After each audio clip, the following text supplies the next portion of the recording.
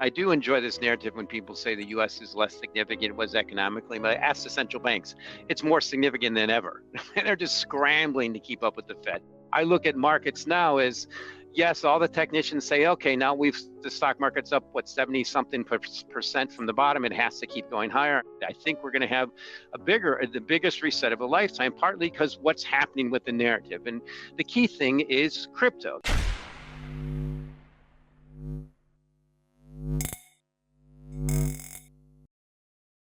In a world of investing and finance, there are constant fluctuations and challenges that require careful consideration. Recently, Mike McGlone sheds light on the crucial role of cryptocurrencies and how Bitcoin will affect central bank policies, market sentiments, and the economy in the coming months. While Bitcoin's meteoric rise seems promising, Mike McGlone urges investors to be cautious. He emphasizes the need to evaluate investments from a risk-adjusted perspective, indicating that Bitcoin's volatility should be taken into account as well. McGlone recently shared a screenshot from Bloomberg's report, highlighting a crucial insight about Bitcoin.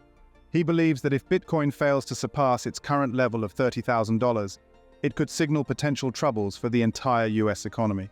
As many consider Bitcoin to be the leading contender in the market, its stagnation in the $30,000 range, even amidst the excitement surrounding a potential Bitcoin spot ETF, may indicate more significant economic challenges than the US is currently facing. This is in line with the broader crypto market, which has seen significant speculation recently, raising concerns about a potential bubble and crash that no one expects. Let's get into the latest interview with Mike McGlone as he discusses the future of Bitcoin, crypto investing, and its potential impact on the evolving financial landscape. Don't forget to share your thoughts and comments down below, and leave a like if you enjoy the content we do here. Obviously, we're going to get 25 basis points today, and then we have every other central bank, with the exception of China and Japan, all following the Fed. I do enjoy this narrative when people say the U.S. is less significant it was economically, but I ask the central banks, it's more significant than ever. And they're just scrambling to keep up with the Fed. And Brazil was a little bit ahead, but the macro is, bottom line is, don't fight the Fed. And everybody does, and then beware of the general consensus, which is, oh, once the Fed stops tightening, everything's okay. But typically that happens after you get a decent, downward correction in the stock market and we don't have a recession. Now, this is not happening yet, but I look at it as what you mentioned earlier. If you look at just producer price indices, the year-over-year measure, it's down 3.1% on the year. Now, that was quite expected, but Fed's never tightened in that environment, and they are. And they're watching sticky measures, which we all get. But remember, those sticky measures were all boosted by one thing, the biggest liquidity pump in history. That's dumping. So I look at markets now as, yes, all the technicians say, okay, now the stock market's up, 70 something percent from the bottom. It has to keep going higher. I remember, to me, that watch out for consensus like that. But I think what you suggested is sometimes you just have to be prudent. Now, we have basically had 100% rally in Bitcoin from way oversold.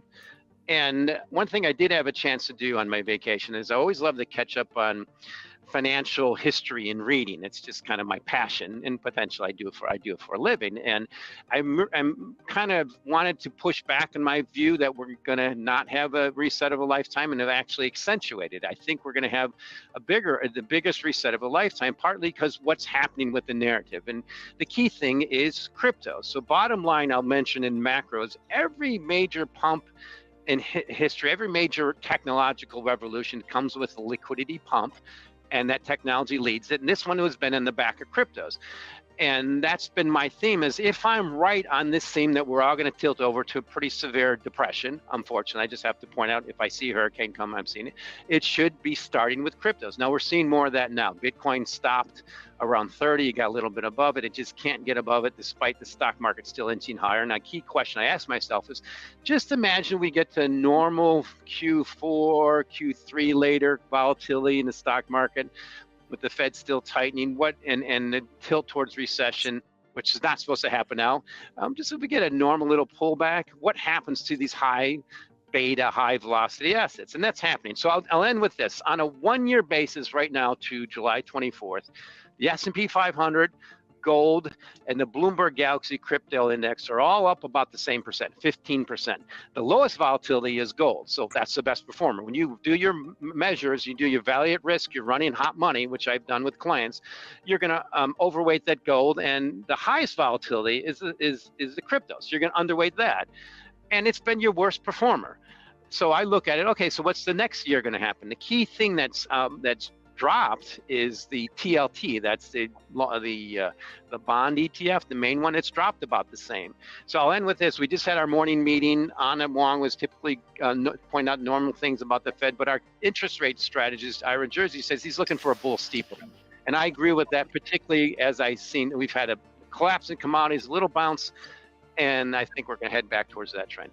Be careful what they say and watch what they do. They're trying to cut rates. The whole commodity market's dependent on them to add stimulus, and yeah, they might be able to cut rates. That's easy, but everything else means it has to go through Politburo. Actually, it doesn't matter. It's only what Mr. Z says. But the key things that I think Peter and Dave mentioned, I want to address on. We've had purchasing managers indices come out of Europe again, following the trend of weaker than expected, and in that same environment, we expect more hiking from the central banks in Europe. That's an oxymoron historically. In the meantime, I mentioned producer price index is collapsing at the price is the highest point in history, and the Fed is still tightening. Those are the oxymorons I think we're going to look back on, and people like us write the textbooks. I'm hoping alive to write. No, yeah, that was silly, but it's just when you're in the middle of it, you don't realize it. But this is where I want to also, Dave and I agree on so much, and this is not a pushback. I agree on the big picture, macro. We get that. It's just such a known. Now I look at it, it's okay, show me the beef. And that's the big problem is, yes, we all knew Bitcoin was too darn cheap at 15,000.